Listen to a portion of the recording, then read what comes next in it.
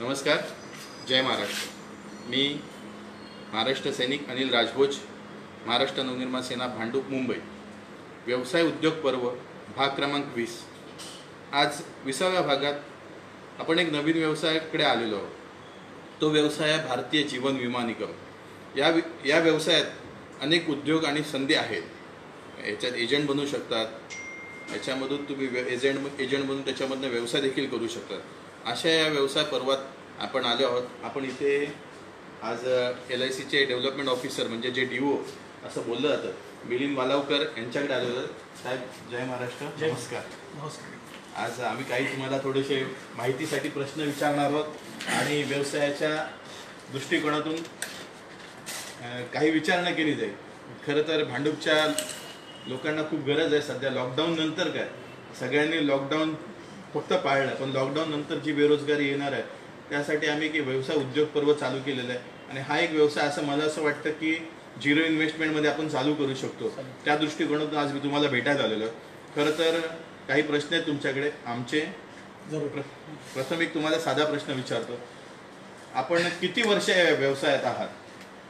सर्वप्रथम धन्यवाद तुम्हाला आणि स्वागत। तुमचा हा जो उपक्रम आहे, हा उत्कृष्ट उपक्रम तुम्ही भांडूपवासियांसाठी करताय, त्याच्याबद्दल तुम्हाला खरोखर मनापासून धन्यवाद। माझं नाव मिलिंद वालावलकर, मी डेव्हलपमेंट ऑफिसर म्हणून LIC ब्रांच भांडूप 91R गेल्या 31 वर्षापासून काम करतो आहे। आणि डेव्हलपमेंट ऑफिसर म्हणजे हा LICचा एम्प्लॉई असतो, ज्याचं काम असतं की मार्केटमध्ये एजंट रिक्रूट करणं, एजंट नेमणं, हे त्याचं काम असतं। आणि हे मी अविरत गेले 31 वर्ष करतोय। आज माझ्याकडे 100पेक्षाही जास्त एजंट काम करतात। ओके, आता विषय असा आहे, मगाशी थोडंसं माझी ओळख करता करता राहिलं, कारण सुरुवातीला थोडं पाठीपुढे होतं असतं।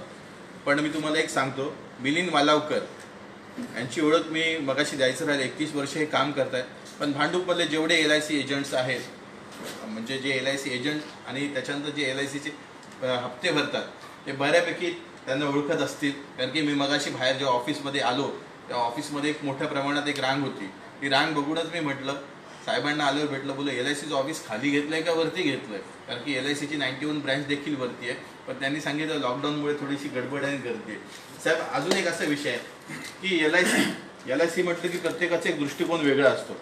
पण LICचा एक फुल फॉर्म आहे, आपल्याला माहिती आहे, life insurance corporation, Bharatiya Jeevan विमा निगम। पण त्या भारतीय जीवन विमा निगम यामध्ये बराचसा अर्थ दडलेला आहे। तो जरा तुमच्या शब्दात जरा सांगितलं तर आम्हाला बरं पडेल। बघा, भारतीय जीवन विमा निगम LIC ही सर्वांना माहिती आहे। लोक रस्त्यामध्ये सुद्धा बोलताना असं विचारतात, अरे LIC आहे का? ॲक्च्युली LIC ही कंपनी आहे। LIC ही गव्हर्नमेंट ऑर्गनायझेशन आहे। होय होय। आज आपल्या इंडियन गव्हर्नमेंटची सगळ्यात मोठी PSU म्हणजे पब्लिक सेक्टर अंडरटेकिंगमध्ये ही कंपनी येते, जिचं भाग भांडवल आणि लाईफ फंड ज्याला म्हणतात, तो 33 लाख करोडचा आहे। एवढी मोठी गव्हर्नमेंट ऑर्गनायझेशन जी आज आपला देश चालवते आहे, अशी ऑर्गनायझेशन। आणि LICचा दुसरा अर्थ इन्शुरन्स। इन्शुरन्स हा लोकांना फक्त गाड्यांपुरता कळतो की गाड्यांचा इन्शुरन्स असतो, पण गाड्यांच्या मालकांचा पण इन्शुरन्स झाला पाहिजे, याच्यासाठी ही LIC आहे। आणि त्याच्यासाठी त्याला लाईफ इन्शुरन्स कॉर्पोरेशन म्हणतात, की लोकांच्या लाईफचा इन्शुरन्स करणं हे त्यांचा उद्देश आहे। आज साहेबांनी सांगितलं की आपल्या जीवनाचं इन्शुरन्स, गाडीचं इन्शुरन्स, आपल्या जीवनात अनेक घडामोडी होत असतात, काही अप्रिय घटना घडत असतात, तेव्हा LIC फार उपयोगाची असते। पण आज तुम्ही जर ऐकलं, साहेबांनी मगाशी सांगितलं की LICचा बजेट 33 लाख कोटी रुपयाचा आहे। 33 लाख कोटी याचा अर्थ असा आहे, जेव्हा नोटबंदी झाली तेव्हा आपल्या देशात 14 लाख कोटी रुपयेच्या नोटा चलनी होत्या। म्हणजे 2 टायमाच्या ज्या चलनी नोटा आहेत तेवढी मोठी अर्थव्यवस्था ही LICची आहे। माझ्यामध्ये 14 लाख कोटी आपल्या देशात भाग भांडवल फिरतं, ज्या कॅशमध्ये ज्या नोटा प्रिंटेड झाल्या त्या आहेत। तर तुमचं LICचं मला मते त्याच्या दुप्पट आहे, 33 लाख करोड, 33 लाख कोटी। बरं साहेब, असा एक प्रश्न आहे, मगाशी थोडंसं मी विसरलो, थोडंसं वालावकर साहेबांच्या जरा ऑफिसला असं कॅमेरा फिरून आणलं थोडंसं।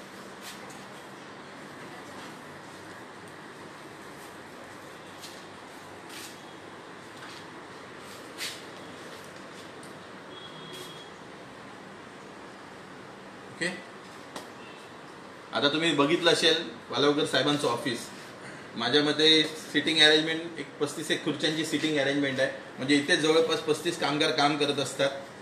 आता ते एजंट्स आहेत का कोणत्या कोणत्या हुद्द्यावर ते मला माहिती नाही, पण ठीक आहे. एनिवे, बरं साहेब, असा एक प्रश्न आहे की LIC काढत असताना प्रत्येक एजंट हा आमच्याकडे येतो, कुठली तरी एक नवीन पॉलिसी घेऊन येतो. ही पॉलिसी घ्या, ह्याच्यात हा फायदा, ती पॉलिसी घ्या, ह्याच्यात एवढे पैसे भरायचे असतात, त्याच्यात तेवढे पैसे भरायचे असतात. हे सगळ्या गोष्टी आम्हाला पण कळतात, थोडंसं काही लोकांना कळत पण नसेल. पण मी आता तुम्ही तुमच्याकडे 100 एजंट्स कामाला आहे, तुम्ही LICचा आता बऱ्याचशा 21 वर्षापासून सर्व्हिस करता. पण मला असं म्हणायचं आहे, भांडूप हा आमचा भांडूप, हा मध्यमवर्गीयांचा भांडूप मराठी लोकांचा भांडूप. या मराठी लोकांच्या भांडूपमध्ये तो एक 15,000 ते 20,000 ते 25,000 एक स्केल असतात, पेमेंट स्केल. अशा लोकांना कोणती अशी पॉलिसी कम्फर्टेबल असते की ती पूर्ण त्याच्यात त्यांची फॅमिली इन्व्हॉल्व होईल अशी? बघा, LICच्या बऱ्याच पॉलिसीज आहेत. साधारण 25 पॉलिसी LICकडे 25 पॉलिसी LICकडे आहेत सध्या. आणि कुठचीही पॉलिसी घेताना सर्वात प्रथम विचार केला पाहिजे की मी पॉलिसी कशासाठी घेतो. जरी हा इन्शुरन्स असला तरीसुद्धा लोकांनी पॉलिसी घेताना आपले गोल्स सेट करून त्याची पॉलिसी घेतली पाहिजे. गोल सेट करून म्हणजे काय, प्रत्येक फॅमिलीमध्ये 3 गोल महत्त्वाचे असतात. एक असतो की मुलांचं शिक्षण, त्याच्यासाठी एक पॉलिसी. त्याच्यानंतर मुलांचं मॅरेज, लग्न, ह्याच्यासाठी एक पॉलिसी. आणि त्याच्यानंतर आपल्या स्वतःसाठी एक पेन्शन पॉलिसी की बाबा मी रिटायर झाल्यानंतर मला एक लगातार रेग्युलर इन्कम यायला पाहिजे, ह्याच्यासाठी पॉलिसी. तर अशी जर का उद्दिष्ट ठेवून जर का एखादी पॉलिसी घेतली तर तुम्हाला चांगल्या पॉलिसीज मिळू शकतात. बऱ्याच वेळेला आम्ही हे बघतो की लोक जी पॉलिसी घेतात हे ऑब्लिगेशनमध्ये घेतात. एजंट आलाय तर कमीत कमी प्रीमियम किती असेल, मग त्याला काहीतरी आपलं तो ओळखीचा आहे, मित्र आहे, नातलग आहे म्हणून त्याला लवकरात लवकर फुटवण्यासाठी लोक हा उपक्रम करतात, ज्याचा त्यांना नंतर कळतं की हे मी केलेली गोष्ट चुकीची आहे. कारण पॉलिसी घेण्यामागचा सर्वात मोठा उद्देश मी थोडक्यात सांगेन तुम्हाला, पॉलिसी कशी घ्यायची असते. तर पॉलिसी घेताना सर्व लोकांनी हा विचार केला पाहिजे की माझ्या घराला किती खर्च येतो दर महिन्याला, मला घर चालवायचा खर्च किती. फॉर एक्झाम्पल, जर का माझा घर चालवायचा खर्च 10,000 रुपये दर महिना आहे, तर मला पॉलिसी घेताना त्याच्या 200 पटीने इन्शुरन्स घेतला पाहिजे. याचा अर्थ 20 लाखाचा माझा इन्शुरन्स असला पाहिजे. सोपं कारण असं की जर का उद्या त्या ब्रेड विनरची, म्हणजे तो जो पैसा कमवणारा माणूस आहे, घराचा करता माणूस आहे, ह्याची जर का डेथ झाली घरामध्ये, असं होऊ नये पण जर का झाली, तर ते 20 लाख रुपये घरामध्ये येतील. हे 20 लाख रुपये तुम्ही बँकेत, पोस्ट ऑफिसमध्ये किंवा LIC मध्ये कुठेही जरी ठेवले तर त्याचे 6% इंटरेस्ट प्रमाणे 1,20,000 रुपये दर वर्षाला त्या घराला मिळतील. ज्याचा अर्थ 10,000 रुपये दर महिना त्याला मिळतील, त्या घराला मिळतील. आणि त्या घराचं स्टँडर्ड ऑफ लिव्हिंग जसं चालू होतं तशा प्रकारे राहू शकतं. याच्यासाठी इन्शुरन्स घेताना हे 2 विचार केले पाहिजेत की इन्कमच्या 200 पट, आपल्या घर खर्चाच्या 200 पट, किंवा माझ्या मुलांच्या एज्युकेशनसाठी किंवा मॅरेजसाठी किंवा माझ्या पेन्शनसाठी. अच्छा, आता हे तुम्ही बरोबर सांगितलं. पण माझा असा अजून एक विषय आहे की LIC एजंट कोण, आता मी सुद्धा माझ्यापासूनच सुरुवात करतो. माझ्याकडे जरी LIC एजंट कोण आला, मला म्हटलं काय रे बाबा तुझी पॉलिसी कुठली आहे का, काढायची का, असेल नसेल तरी मी पहिलं बोलतो नको नको मला नाही काढायची आहे माझी पॉलिसी. समोरचा तर विचारत नाही की कोणती पॉलिसी आहे काय आहे, आणि लोक असं हटकतात. तर त्याच्याबाबत तुम्ही काय असं सांगाल की मार्गदर्शन काय करा? कारण की मी बघितलंय की LICचं आहे, पण काही प्रायव्हेट सेक्टरचं काही लोक वेगवेगळ्या पॉलिसी सांगतात तेव्हा लोक ऐकतात. कारण की आता तुम्ही बघितलं असेल कोणते अक्षय कुमार 50 रुपयात 50 लाखाची, म्हणजे दररोजचे 50 रुपये इन्व्हेस्ट करा आणि 50 लाखाचा इन्शुरन्स घ्या असं सांगतात. यमाची टोपी घालून लोकांना घाबरवण्याचा प्रयत्न करतात. अशा वेळी LICचे एक दिवो म्हणून तुमचं काय म्हणणं? बघा, मार्केटमध्ये सध्या टोटल 24 कंपन्या आहेत, प्रायव्हेट कंपन्या. आणि PSU म्हणजे पब्लिक सेक्टर अंडरटेकिंग गव्हर्नमेंटची एकमेव कंपनी आहे LIC. LICकडे सध्या मार्केट शेअर 75% आहे, 75% शेअर LICकडे आहे टोटल इन्शुरन्स बिझनेसच्या. याच्यावरनं तुम्हाला कळेल की बाकीच्या 24 कंपन्यांकडे 1% शेअर आहे फक्त. हो बरोबर. आणि LICकडे 75% शेअर आहे. LIC म्हणजे विश्वास, हे लोकांना माहिती आहे. त्याच्यामुळे लोक इन्व्हेस्ट करताना सुद्धा प्रत्येक वेळेला विचार करतात जर LIC असेल तर आम्ही करू. प्रायव्हेट सेक्टरमध्ये करण्याचा त्यांचा विचार तेवढा नसतो. बरोबर. पण असं काही नाही की म्हणजे प्रायव्हेट कंपन्या खराब आहेत आणि LIC चांगलीच आहे, असं काही नाही. प्रत्येक कंपनीला बघताना आपल्याला हे बघायचं आहे की माझा क्लेम सेटलमेंट रेशो कुठच्या कंपनीचा चांगला आहे, कुठची कंपनी मला माझे पैसे परत करेल, त्या कंपनीकडे मला इन्व्हेस्टमेंट केली पाहिजे. LIC वरती लोकांचा विश्वास असल्यामुळे जास्तीत जास्त लोक LICकडे येतात. म्हणून 75% शेअर आज मार्केटचा LICकडे. या दोघांमधला फरक मी असं सांगेन की मार्केटमध्ये 2 प्रकारच्या पॉलिसी असतात. एक कन्व्हेन्शनल पॉलिसी असते, म्हणजे सगळं काही गॅरंटेड, त्याच्यातून येणारं उत्पन्न हे गॅरंटेड असेल आणि टॅक्स फ्री असेल. आणि दुसरा प्रकार आहे त्याला म्हणतात ULIP, unit link insurance plans असतात. युनिट लिंक इन्शुरन्स प्लान म्हणजे तुम्ही केलेली इन्व्हेस्टमेंट कंपनी, जी प्रायव्हेट कंपनी आहे ती मार्केटमध्ये इन्व्हेस्ट करणार, म्हणजे शेअर मार्केटला इन्व्हेस्ट करणार. जर तुमचे पैसे वाढले तर तुम्हाला वाढीव पैसे मिळतील, जर पैसे बुडाले तर बुडालेले पैसे मिळतील. तर लोकांनी पॉलिसी घेताना हा खूप मोठा विचार केला पाहिजे की मला गॅरंटेड इन्शुरन्स प्लान्समध्ये इन्व्हेस्ट करायचे का युनिट लिंक प्लानमध्ये इन्व्हेस्ट करायचे जिथे मार्केट रिस्क आहे. तर ह्याच्यासाठी LIC जास्त फेमस आहे, कारण LIC कडे या 25 प्लानपैकी 24 प्लान हे कन्व्हेन्शनल प्लान आहे जिथे सगळं काही गॅरंटेड आहे. LIC कडे सर्वात पहिले आपली कॅपिटल गॅरंटी आहे की आपण भरलेला पैसा सेफ आहे. दुसरी गोष्ट लिक्विडिटी आहे, आपल्याला कधीही पैसा लागला तर 2 वर्षांतर लोन म्हणून LIC कडून घेता येतो. आणि तिसरी गोष्ट LIC पैसे परत करते याची गॅरंटी लोकांना आहे. LICचा क्लेम सेटलमेंट रेशिओ 98.9% आहे.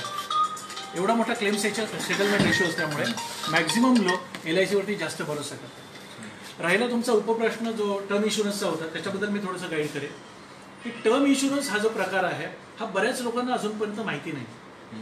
टर्म इन्शुरन्स म्हणजे जसं आपल्या गाडीचा इन्शुरन्स असतो तसा इन्शुरन्स. जर का डेथ झाली तरच घरवाल्यांना पैसे मिळणार. डेथ नाही झाली तर तुम्ही भरलेले सगळे पैसे गेले, तुम्हाला काहीही परत मिळणार नाही. हा टर्म इन्शुरन्सचा अर्थ आहे.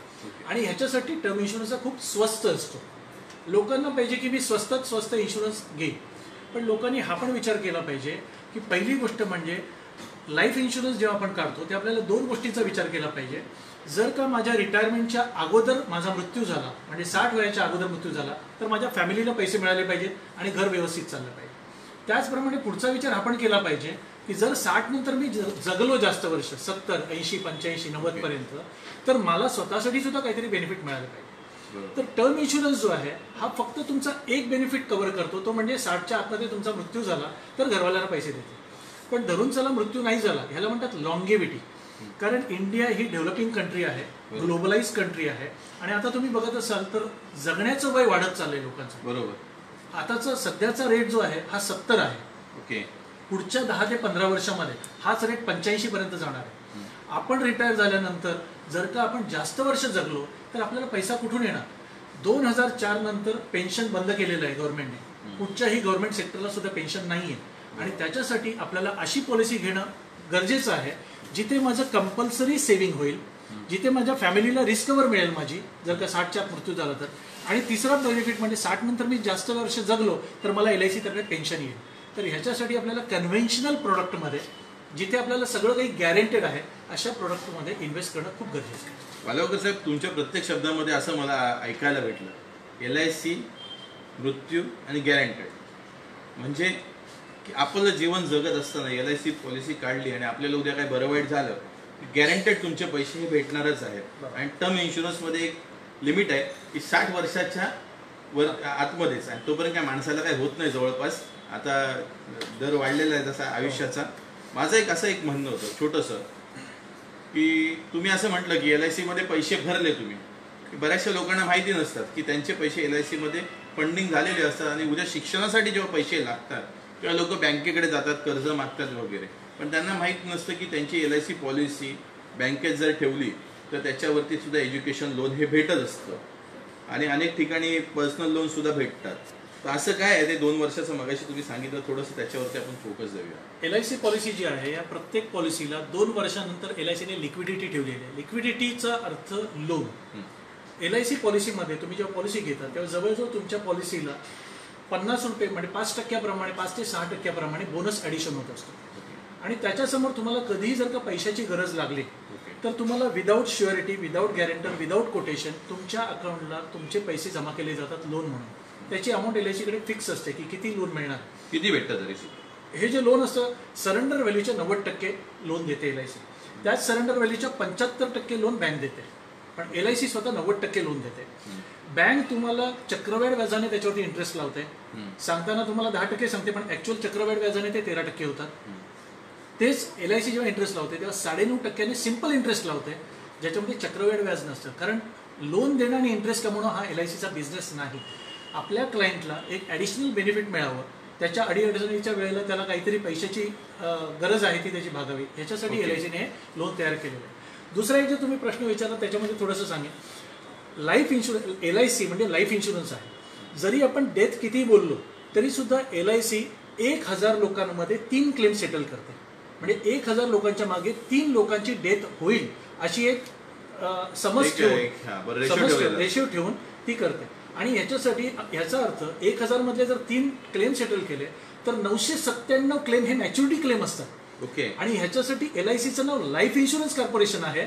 अदरवाईज जर डेथ क्लेम जास्त असते तर डेथ इन्शुरन्स कॉर्पोरेशन ठेवावं लागलं असतं. हा विषय फार महत्वाचा आहे की 1000 लोकांमध्ये 1000 लोकांनी जर इन्शुरन्स पॉलिसी काढल्या असतील तर त्याच्यातल्या 3 लोकांचं फक्त क्लेमसाठी आलेलं असतं. बाकीचे 997 लोक हे त्यांची पॉलिसी मॅच्युअर्ड करून त्यांचे पेमेंट म्हणजे 1+1 करून घेऊन जातात. हे फार महत्वाचं आहे. बरं साहेब, हे सगळं झालं. हा इन्शुरन्स झाला, हा टर्म इन्शुरन्स झाला, हे वेगवेगळे इन्शुरन्सचे प्रकार झाले. आता माझ्या मेन मुद्द्याकडे येतो.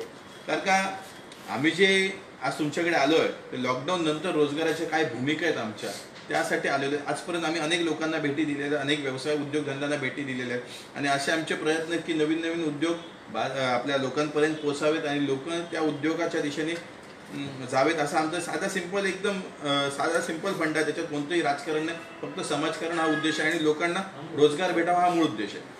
तर साहेब असं आहे की मी जेव्हा लहान होतो, म्हणजे मी लहान म्हणजे आता 42 वर्षाचा आहे, पण जेव्हा 25 वर्षाचा होतो तेव्हा एक होतं की आम्हाला पण असं वाटलं की चला आपण पण LIC एजंट बनूया.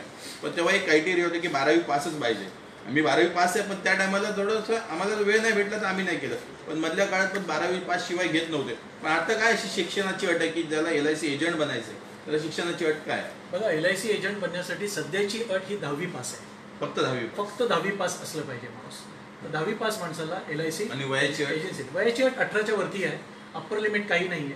त्याच्यामध्ये कुठचाही माणूस एजन्सी घेऊ शकतो. जो 18 वयापेक्षा जास्त आहे आणि जो 10वी पास आहे असा कुठचाही व्यक्ती LIC एजन्सी घेऊ शकतो. या LIC एजन्सीमध्ये आमच्याकडे बऱ्याच प्रकारचे लोक काम करतात. गृहिणी सुद्धा कामं करतात. फावल्या वेळेमध्ये दुपारनंतर त्यांना जो वेळ मिळतो त्याच्यामध्ये, कारण गृहिणी ही एक अशी व्यक्ती आहे समाजातली की जी सेव्हिंग ओरिएंटेड आहे. लेडीज ह्या सेव्हिंग ओरिएंटेड असतात. एक लेडी दुसरीला सेव्हिंग करण्यासाठी प्रवृत्त करते. लेडीज करू शकतात. ज्या लोकांना पार्ट टाइम काहीतरी करायची इच्छा आहे, शनिवार रविवार रजा आहे, त्यांना करायची इच्छा आहे, ते लोक ह्याच्यामध्ये येतात. ज्या लोकांना संध्याकाळी थोडासा वेळ जास्त मिळतो, शिक्षक वर्ग जो आहे त्याच्याकडे अर्धा दिवस शिकवायचा असतो, अर्धा दिवस त्याच्याकडे जास्त असतो, त्याच्यामध्ये हे लोक काम करू शकतात. सध्याच्या घडीला दोघेही लोक काम करतात, नवरा बायको, पण त्यांची हाऊसिंग लोन एवढी झालेली आहे की त्याचे EMI भरता भरता त्यांची पुरेवाट होते. मग असे लोक सुद्धा ह्या फील्डमध्ये येऊ शकतात की जर का माझा हाऊसिंग लोनचा इन्स्टॉलमेंट EMI 50,000 रुपये दर महिन्याचा आहे, ते 50,000 रुपये मी LICची एजन्सी घेऊन त्याच्यामध्ये कमवू शकतो. रिटायर्ड लोक याच्यामध्ये येऊ शकतात. आपलं फिजिकली फिट राहण्यासाठी ॲज वेल एज फायनान्शियली फिट राहण्यासाठी याच्यामध्ये येऊ शकतात. आणि सर्वात मोठा भाग जो आहे ना, तो मी असं सांगेन, LIC जी आहे, LIC एजन्सी जी आहे, याच्यामध्ये 2 गोष्टी आपण फार महत्त्वाच्या करतो. ते म्हणजे समोरच्या व्यक्तीला आपण सेव्हिंग करण्यासाठी प्रवृत्त करतो. बरोबर. लॉंग टर्म सेव्हिंग आणि कंपल्सरी सेव्हिंग हा LICचा सर्वात मोठा उद्देश आहे. आज साहेब, आजच्या घडीला तुम्ही मार्केटमध्ये बघितलं असेल, कितीतरी कंपन्या आल्या, ब्लूचिपमध्ये राहिल्या, उठल्या, आज त्यांची नावं निशाणे नाहीत कुठे. व्हिडिओकॉन जशी कंपनी आहे, किंगफिशर आहे, मोठी मोठी नावं आहेत. इथे LIC एक असं नाव आहे की जिथे तुम्हाला म्हणजे विश्वास हे सगळ्यात पहिले येतं. आणि याच्यासाठी इथे जर का एजन्सी हा जर का प्रकार आपण बघितला तर इथे तुम्हाला मी सांगतो, या लॉकडाऊनच्या काळामध्ये LICने सर्वात मोठं काम जर केलं असेल तर ते आपल्या सर्व एजंट्सना 50,000 रुपये विदाऊट इंटरेस्ट त्यांनी ॲडव्हान्स देऊन टाकला. कारण या 3 महिन्याच्या 4 महिन्याच्या काळामध्ये त्यांना काही रेग्युलर मिळालं पाहिजे या दृष्टीने. तर LIC कडे येताना आपल्याला 2 गोष्टी सर्वात इम्पॉर्टंट आहेत. ते म्हणजे कंपल्सरी सेव्हिंग. दुसरी गोष्ट म्हणजे एखाद्या फॅमिलीमध्ये, जे मी तुम्हाला मगाशी सांगितलं 1000 लोकांमध्ये 3 डेथ होतात, त्या फॅमिलीमध्ये पैसे घेऊन जाणार, त्या फॅमिलीला पैसा देणारा हा फक्त LIC एजंट असतो. त्याच्या फॅमिलीतले लोक सुद्धा त्याला तेवढे पैसे देऊ शकत नाहीत. हे आपण बघितलेलं आहे. तर हे फार मोठं समाजकार्य आहे.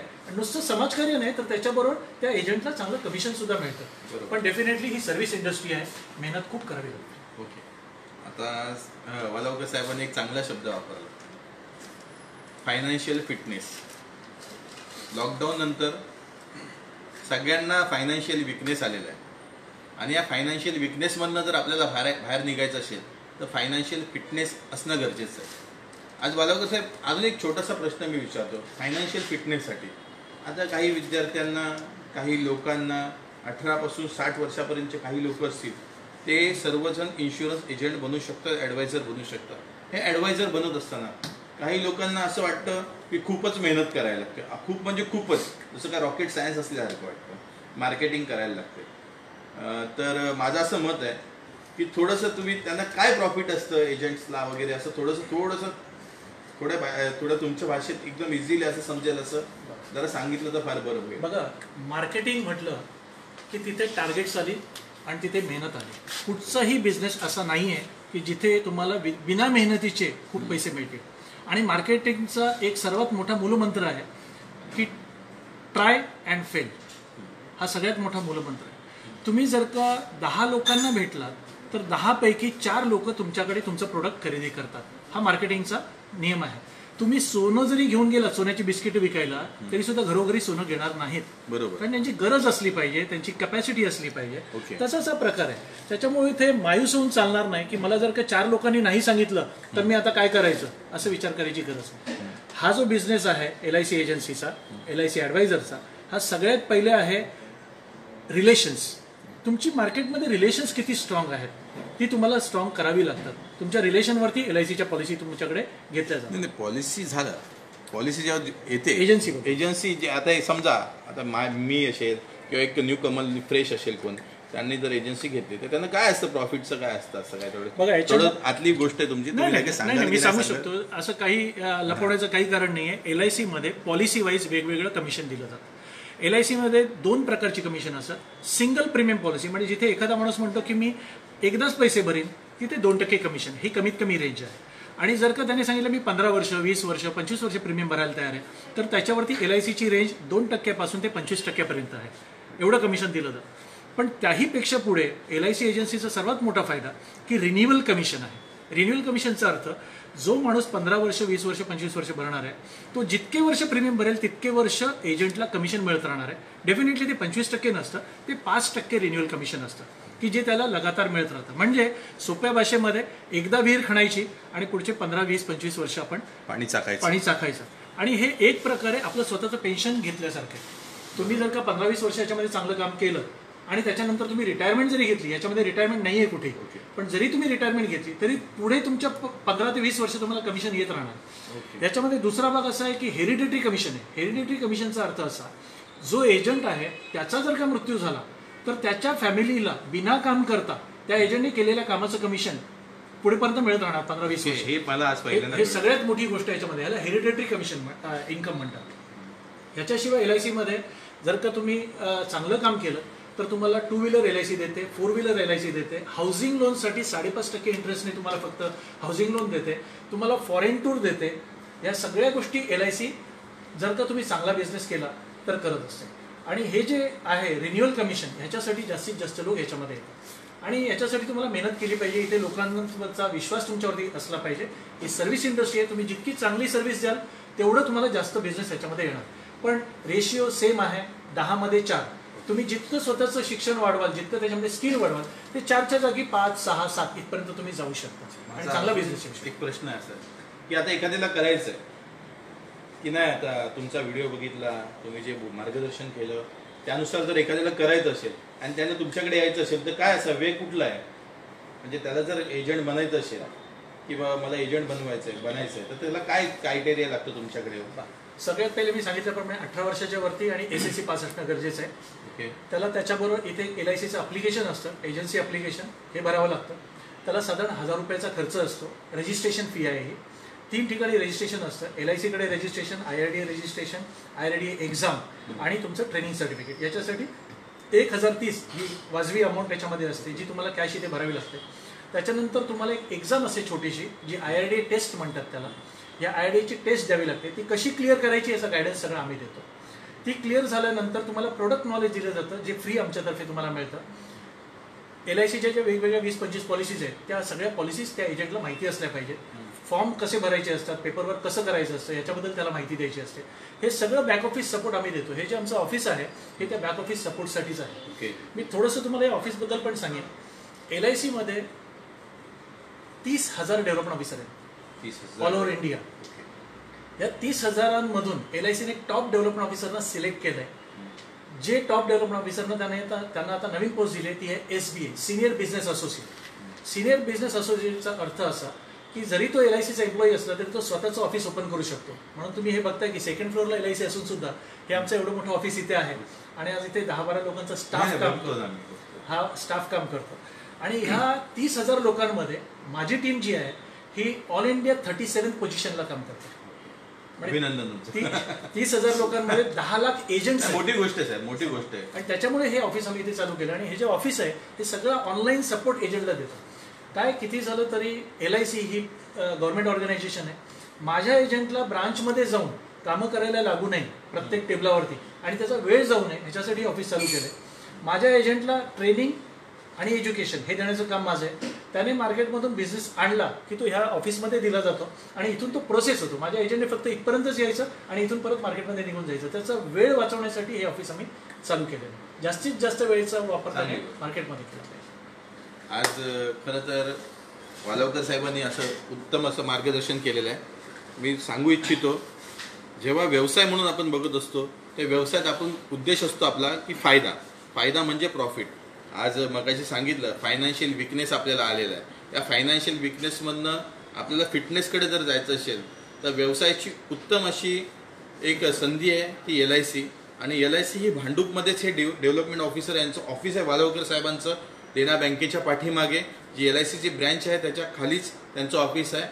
आणि ऑफिसमध्ये तुम्ही नक्की या, तुम्ही मार्गदर्शन घ्या. आजच्या कार्यक्रमामध्ये महत्त्वाचं असं आहे की LIC एजंट बनण्यासाठी फक्त 10वी-5चं शिक्षण लागतं. LIC का असावी का नसावी याबद्दल योग्य असं मार्गदर्शन केलेलं ते व्हिडिओ बघितल्यावर तुम्हाला कळेलच. पण माझी अशी विनंती आहे की तुम्ही LIC एजंट बना. एजंट म्हटल्यानंतर तुम्हाला मगाशी सांगितलं 2% 25% जे प्रॉफिट असतं त्याचा जर तुम्ही नीट अभ्यास केला तर एक माणूस कमीत कमी 10 लाखाची 5 लाखाची पॉलिसी काढतो. महिन्याला 1,000 ते 2,000 रुपये हप्ता भरतो.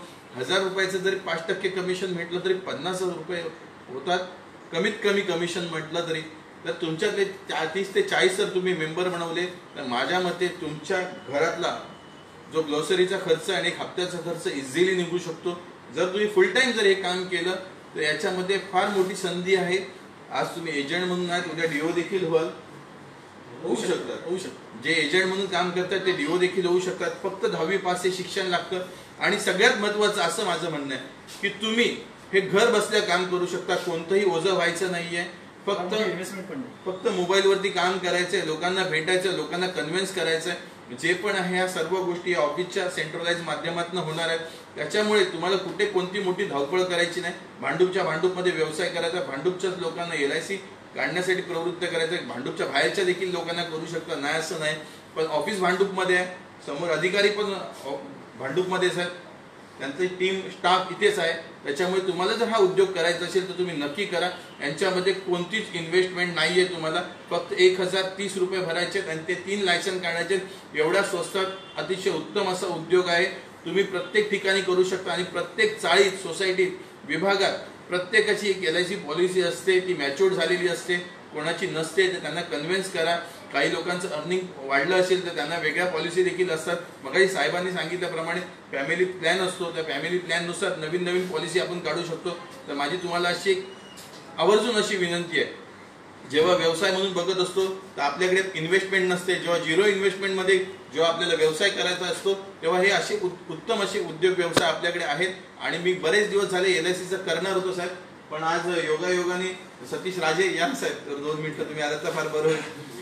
विजय राजे आमचे विजय राजे हे मित्र आहेत. ते देखील LIC एजंट आहेत. बरेचसे माझे मित्र आहेत. पण मी त्यांचा इंटरव्ह्यू घेणार होता तर त्यांनी सांगितलं आमच्या साहेबांचं जागे ते तुम्हाला योग्य मार्गदर्शन करतील. योग्य मार्गदर्शन म्हणजे भांडूपच्या ऑफिसमधून तुमचं योग्य असं काम होईल यासाठी त्यांनी आम्हाला मार्गदर्शन केलं. साहेब तुमचं देखील आभार मनापासून. आणि साहेब वालावकर साहेब खूप खूप आभार आणि खूप खूप धन्यवाद. आणि सगळ्यांना अशी विनंती आहे, नक्कीच जर जमत असेल तर या उद्योगाकडे जावा, उद्योग करा. हा एक पार्ट टाइम म्हणून का होईना हा उद्योग बघा.